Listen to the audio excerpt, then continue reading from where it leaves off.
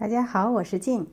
今天做了一款非常别致的面包，这可能是我做过的最香的咸口面包了。食材简单，制作更简单。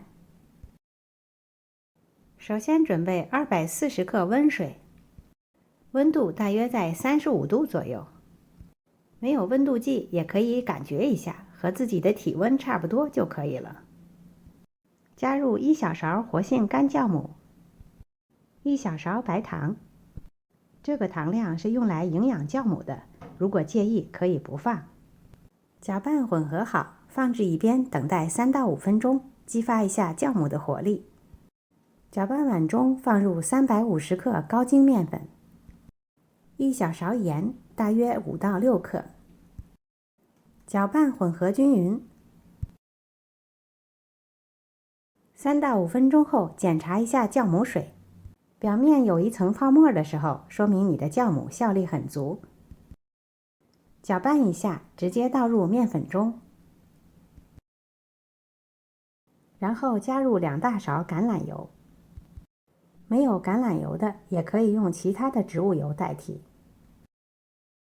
搅拌混合所有的材料，和成面团。面团揉至光滑就可以了。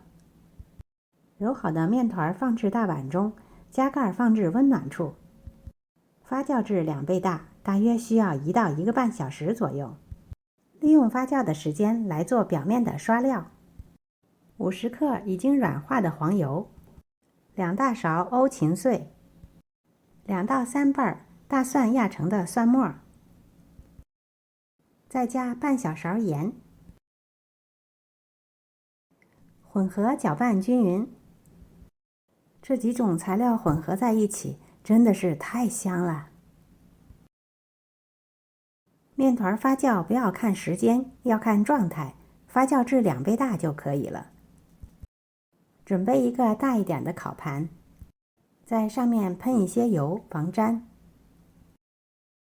发酵好的面团直接放在烤盘上，用手指轻柔地把面团压扁、压开。注意不要用手掌哦，否则会破坏面团的内部结构。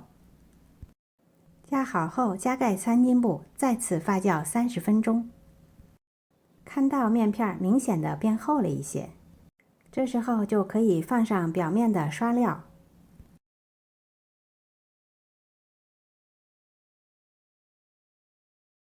用刷子大致的抹开抹均匀，不要用力按压面片，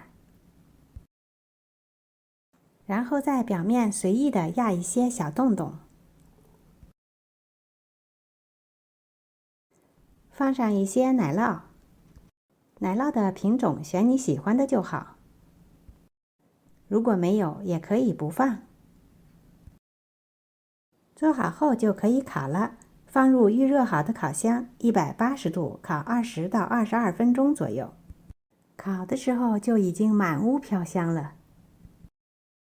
看看这诱人的表面，焦黄的面包搭配着诱人的香料，不用尝就知道它很好吃了。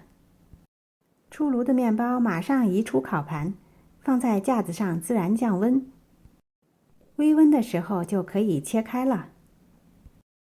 看看这切面，布满了大小不一的气孔，表面焦脆，内部柔软，口感又带有一点点的韧劲儿。